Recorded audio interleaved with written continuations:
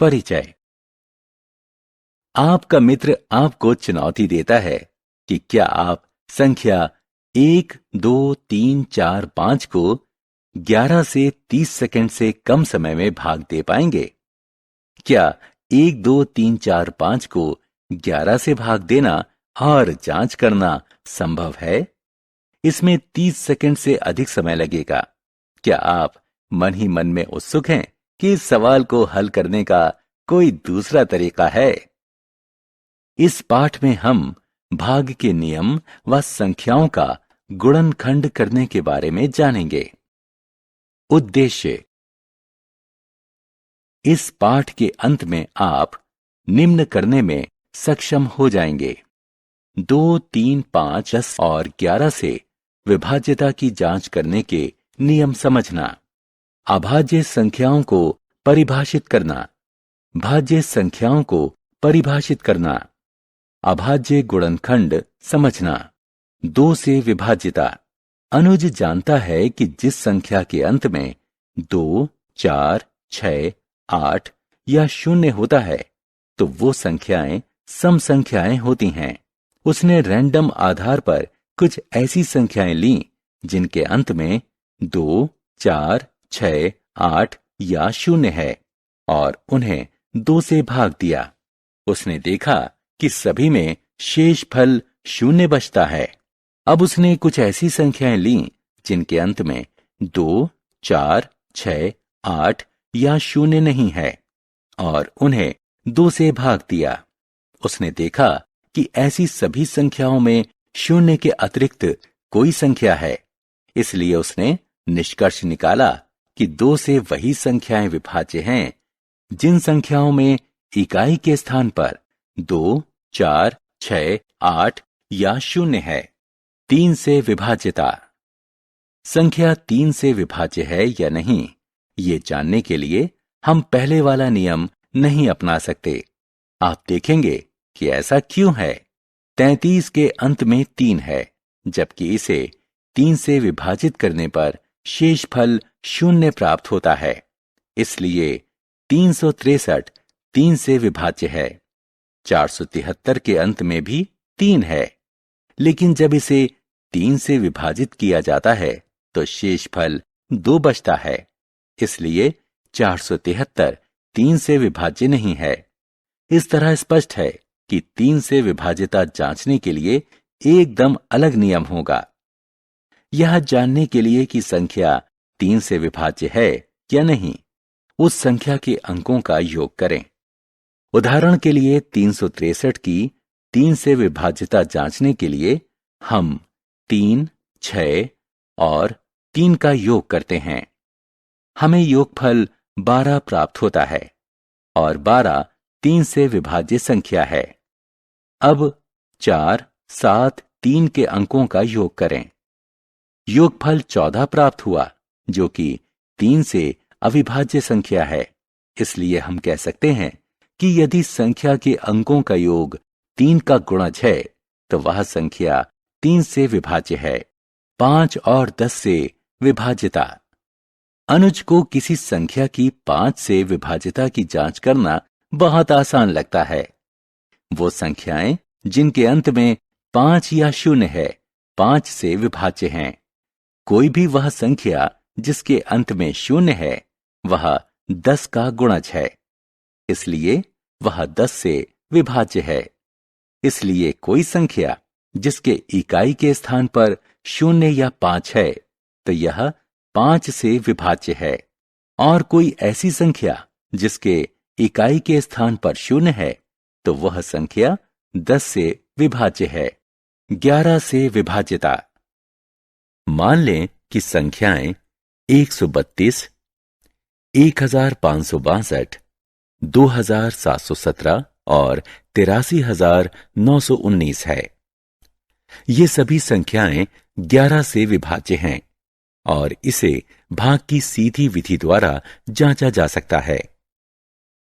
इकाई से शुरू करते हुए इन संख्याओं के विषम स्थानिक अंकों के योग पर विचार करें।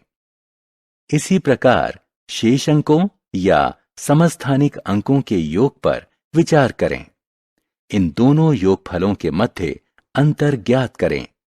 यह अंतर या तो 0 है या फिर 11 है।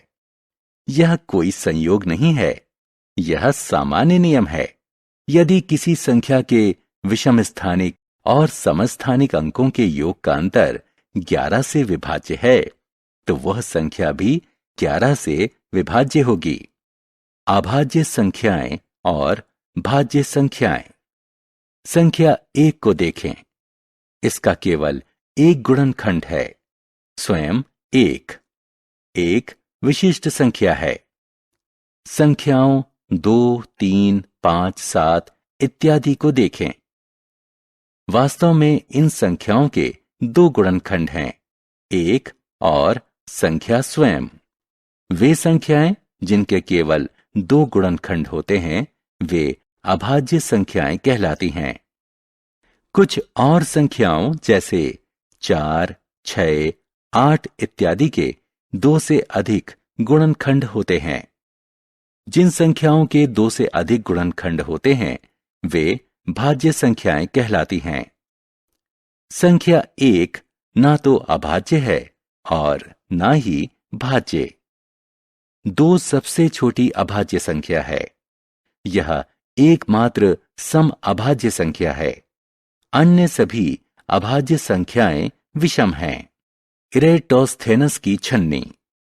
आइए इरेटोस्थेनस कहलाने वाले ग्रीक गणितज्ञ की विधि का इस्तेमाल करके 1 से 100 तक की सभी अभाज्य संख्याएं ज्ञात करें। 1 से 100 तक की सभी संख्याएं लिखें। 1 को काट दें क्योंकि 1 अभाज्य संख्या नहीं है। 2 के ऊपर गोला बनाएं। उसके बाद 2 को छोड़कर 2 के सभी गुणजों पर क्रॉस लगा दें। अब आप देखेंगे कि पहली बिना क्रॉस की संख्या 3 है। 3 के ऊपर गोला बनाएं और 3 को छोड़कर इसके सभी गुणजों को क्रॉस करें। अगली बिना क्रॉस वाली संख्या 5 है। 5 के ऊपर गोला बनाएं और 5 को छोड़कर 5 के सभी गुणजों पर क्रॉस लगाएं। अगली बिना क्रॉस वाली संख्या 7 है। 7 के ऊपर गोला बनाएं और 7 को छोड़कर 7 के सभी गुणजों पर क्रॉस लगाएं। इस तरह सभी बिना क्रॉस वाली संख्याएं अभाज्य संख्याएं होंगी। 1 को छोड़कर अन्य सभी क्रॉस वाली संख्याएं भाज्य संख्याएं होंगी। अभाज्य गुणनखंड। जब हम किसी संख्या को इसके गुणनखंडों के गुणनफल के रूप में व्यक्त करते हैं, तो हम कहते हैं कि संख्या का गुणनखंड किया गया है।